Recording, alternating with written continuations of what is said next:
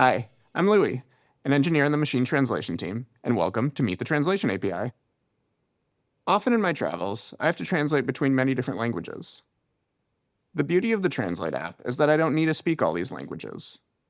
At Apple, we try and remove language barriers and let users benefit from the machine learning that powers translation features. These features include the Translate app, where you can type in any text to translate into various languages, system-wide translation, where you can get a translation sheet over any app on the system, camera translation, where you can translate text found in images in the world around you, and more. And today, we're excited to introduce new APIs that harness the machine learning models behind these features in the Translate app so that you can unlock all this power in your apps. All the translation APIs we'll talk about today are supported on iOS, iPadOS, and macOS. We'll use an iPhone as an example, but all the code works on iPad and Mac as well. I love hiking, and I'm building an app to help users find great hikes across Europe. My app has descriptions of hikes and allows users to review hikes that they take. These reviews can be written in any language, so I want to make sure that other users can still understand everything, even reviews written in unfamiliar languages. Since this is user-generated content, localization alone isn't sufficient. I'm going to use this app to show you how easy it is to add translation features to make an app more useful for everybody. Here's an overview of what we'll talk about today. First, we'll go over the two options you have for offering translation within your app.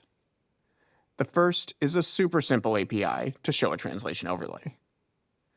And the second is a text translation API that gives you more flexibility. Then, we'll go over what languages are supported and how to check this programmatically. And finally, we'll go over some best practices when working with translation. So let's get started. The easiest way to add translation to your app is with translation presentation. With just one line of SwiftUI, it shows users a translation of text into their own language. All you have to do is provide the text to translate, and then trigger the translation. This API shipped recently, so you can already adopt this in production apps. Now, when a user comes across a review in another language, it will be easy to get System UI that shows them a translation. Let me show you how easy it is to add this feature to my app. First, I'll add storage to control whether the presentation is shown. Next, I'll add a button to the context menu to trigger translation. When pressed, it sets Shows Translation to true. And finally, I'll add a translation presentation, telling it to present whenever Shows Translation is true, and passing in the review text to translate. And that's it. Now, when I can't understand a review, I can just press a button and see the translation. I even have the option to change the target language if I want to. What you get here is the same as the system-wide translation feature available elsewhere on iOS, but triggered by my app instead of through text selection. This was really easy to add, and it's perfect for some apps. But there's some scenarios where showing a single translation at a time isn't the ideal experience. For instance, what if I wanted the user to be able to see multiple comments translated at the same time? What I would like is to display translations inline with each review. This kind of scenario is exactly why we built the Flexible Translation API. Let me tell you about it. The heart of the Flexible Translation API is the Translation Session class. Using Translation Session, you can translate one or more strings at a time and get results back using common Swift async syntax. It's up to you how you want to display those results in your UI. You don't make an instance of Translation Session yourself. This is because it sometimes needs to show UI to the user. Instead, you attach a translation task to your view, which will call the closure to provide you a Translation Session instance to use. In this example, the closure will run once when the view appears on screen. But in many cases, you want more control over when translation occurs. This is where Translation Session configuration comes in.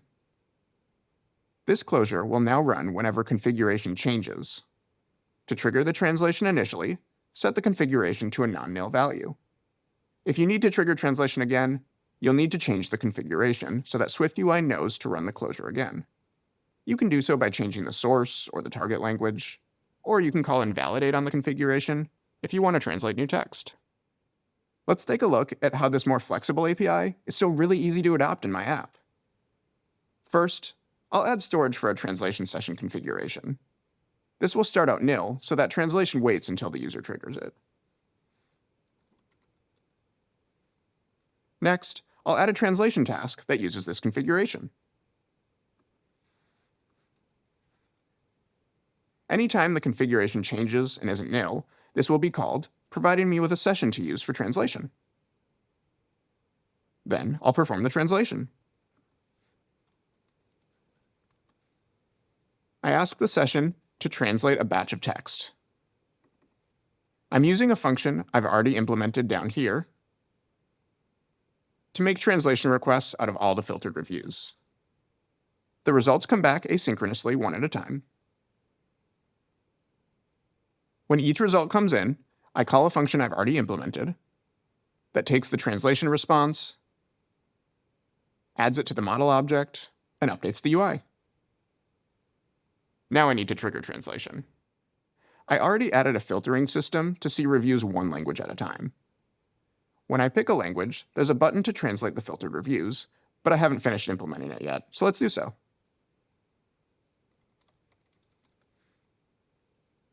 First, I'll check if the configuration already exists. If not, it means we haven't translated yet, so I'll create one.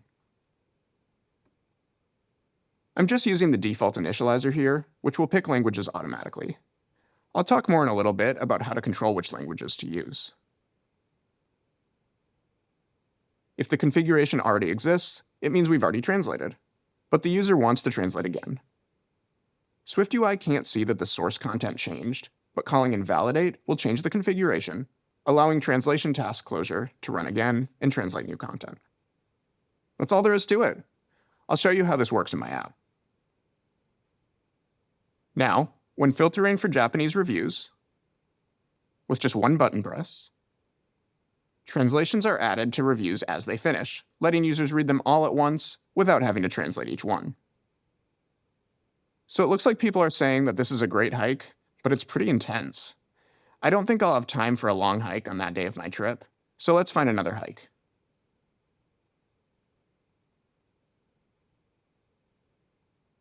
Okay, this tulips and windmill walk seems a bit more like what I'm looking for, but I wonder what people are saying about it.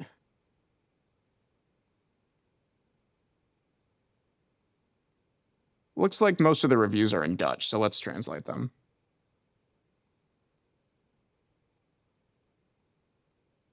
But now, when I translate content from Dutch, you'll notice I see a prompt asking me to download that language. Let me explain what's happening here. Translation Session performs translation using on-device ML models. These models are shared with all apps on the system, including the Translate app. If a user has already downloaded languages, your app can use them too. The API takes care of the details. When your app translates, the framework will only ask for download permission if the languages aren't already installed. It also takes care of showing progress to the user during the download. And these downloads will continue in the background when the user dismisses this sheet, or even if they leave your app entirely. Next, let's talk about how to pick these languages. You can specify the source and target language to use, or get automatic behavior like I did before. Specify the languages either directly in the translation task, or in the translation session configuration. Using nil for the source language will attempt to identify the contents language automatically. If the framework can't determine the language, it'll ask the user to pick. Using nil for the target language will pick a good language to translate into. This is based on whatever's used for that source language and the user's preferred languages. It's worth noting that locale and locale language can take many forms, and honestly, it can get a little confusing since there's a lot of combinations and variants that you should be aware of. For example, depending on which API returns a language, it could be just a language with a variant, a language with a region, or even a language with a seemingly unrelated region. For instance, a French-speaking user living in Japan. For the best results, you should use languages returned by the Language Availability Supported Languages API. You might be wondering how to know what language arbitrary content is in. Whenever possible, we recommend giving translation session a nil source language to identify it for you. However, if you do need to identify the language of text, you can use NL Language Recognizer. Call the process string function, get the dominant language, and then convert to a locale language that translation session can use.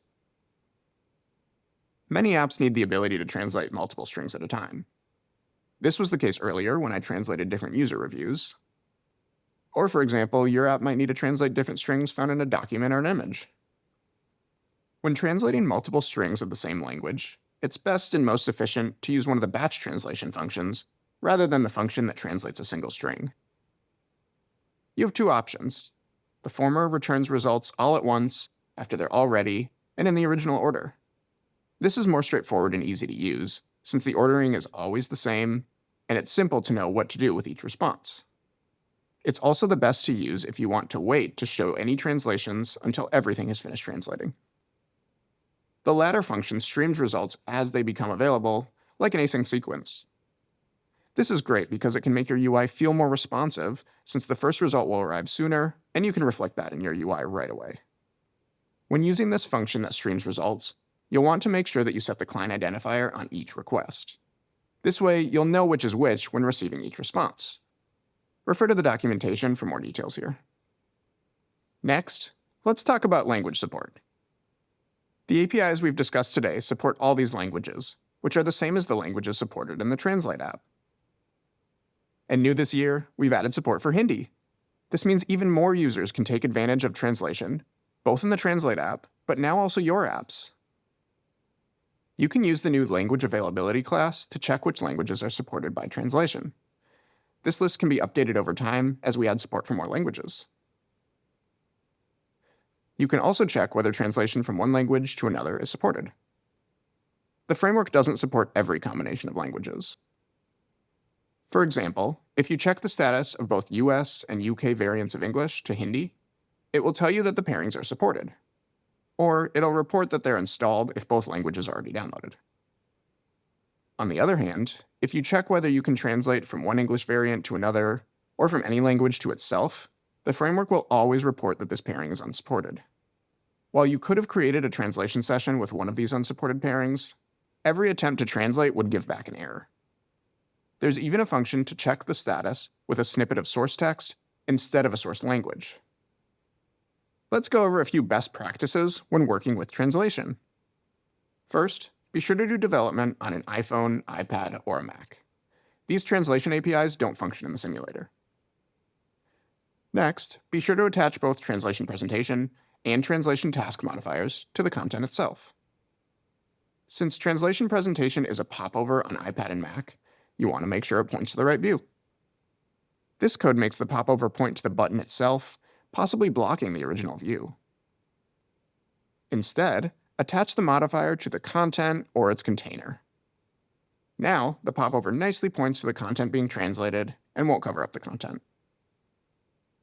You'll need to take special precaution when translating content from multiple languages.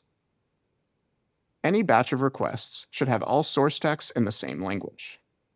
Mixing different languages in the same batch will produce poor results. In this case, putting German and Spanish text in the same batch of requests is likely to output nonsense. Instead, you should make separate calls to translate each language in a separate batch using the same session, as shown here. In code, this means you shouldn't make a single request with the contents of multiple languages, in this case German and Spanish text, in the same request array. Instead, you should make separate function calls for each language in a single session. Here, I translate the German text, and then I translate the Spanish text. It's important to note that the session's source language must be nil when doing this, so that the session will first identify the language of each batch. You should also only specify languages that are supported. Otherwise, all translations with this session will produce an error. Whenever you're unsure about what language the content is in or what language to translate into, use nil and let the framework pick for you. If you know what languages the user is likely to need ahead of time, you can ask the user for download approval without translating by using translation session prepare translation. This is useful for situations where the user will be offline when they want to use translation, so they should start downloads ahead of time. And if your app needs to translate content that changes over time, you can use this API to get download approval beforehand so that it doesn't block the screen. Be careful with how you store translation session instances. Translation session is doing a lot of work for you under the hood, but this requires occasionally showing UI to the user. What powers this is by being anchored to a view in your app.